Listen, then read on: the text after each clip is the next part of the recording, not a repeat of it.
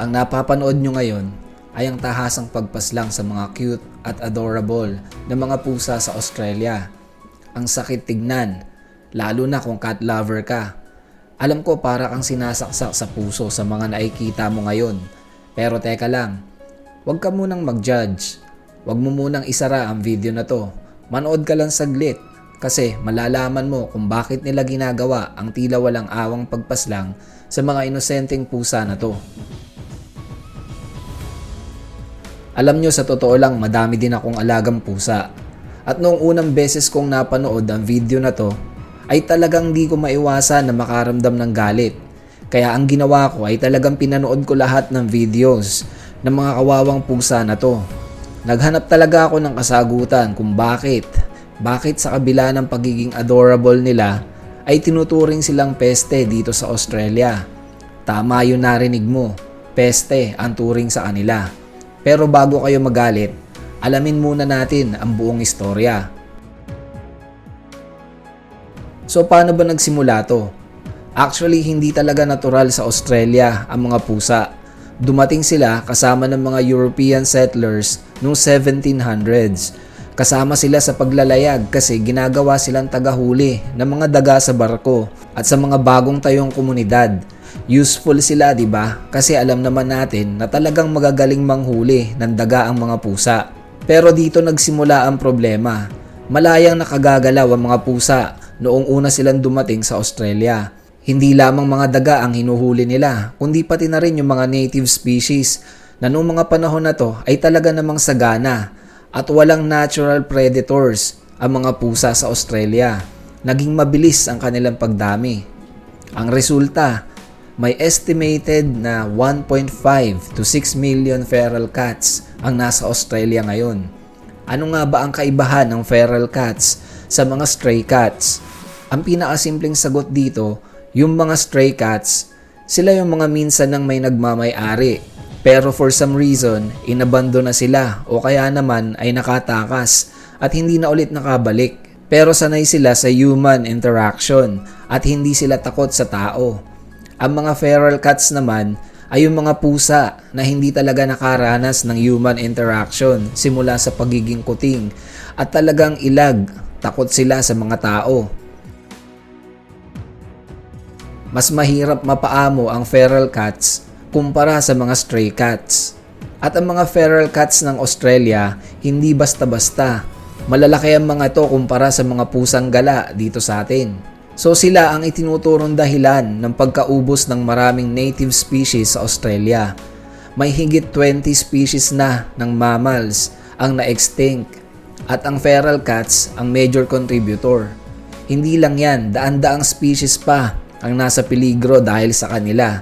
Kasi ganito lang yan, ipagpalagay natin na 4 million ang bilang ng feral cats sa Australia ngayon. Kung sabay-sabay silang kakain, pwede nating isipin na 4 million o higit pa na iba't ibang uri ng hayop ang mapapatay at kakainin nila sa loob pa lang yan ng isang araw. So kung araw-araw ay ganyan ang ginagawa ng mga feral cats, ay talagang ang mauubos ang wildlife nila. So ibang sitwasyon dito sa atin sa Pilipinas, di ba?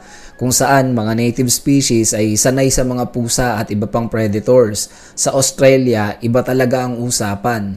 Kaya noong makita ko ang statistics kung gaano karami ang napapatay ng mga feral cats on a daily basis, ay talaga napaisip din ako.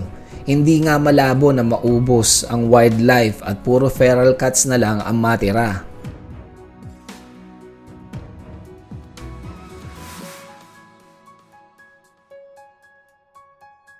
This is a special one.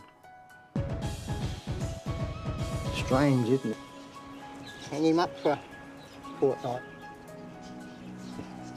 So ano ngayon ang ginagawa ng gobyerno nila at ng mga environmental groups sa Australia?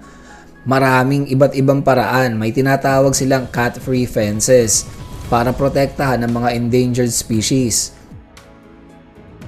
May mga kapon programs din sila sa mga urban areas. Pero sa malalaki at malalawak na parte ng Australia, hindi talaga uubra yung kapon-kapon lang kasi sobrang bilis talaga nila magparami.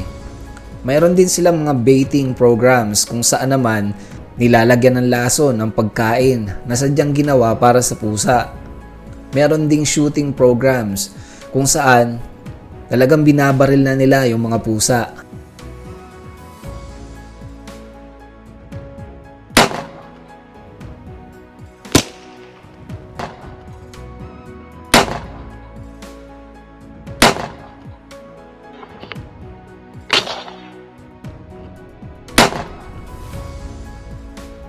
Alam kong masakit itong marinig, pero para sa kanila, ito lang talaga yung way para maligtas ang kanilang wildlife na unique sa buong mundo. Hindi ito pagiging malupit, sa ganitong paraan talaga nila mababalanse. Ngayon, bilang isang cat lover, alam kong mahirap tanggapin ito. Sino ba namang ayaw sa mga pusa? Nakakatuwa sila at napaka-affectionate. Pero kailangan natin tignan ang buong larawan. Kung ikaw ang nasa posisyon ng isang conservationist sa Australia na nakikita mong unti-unti nang nawawala ang mga hayop na sa lugar nyo lang makikita, anong gagawin mo? Hindi ito simpleng usapin ng mabuti o masama. Ito ay usapin ng ecological balance. Kailangan nilang protektahan ang kanilang ecosystem. Siyempre may mga debate pa rin kung anong pinakamabuting paraan.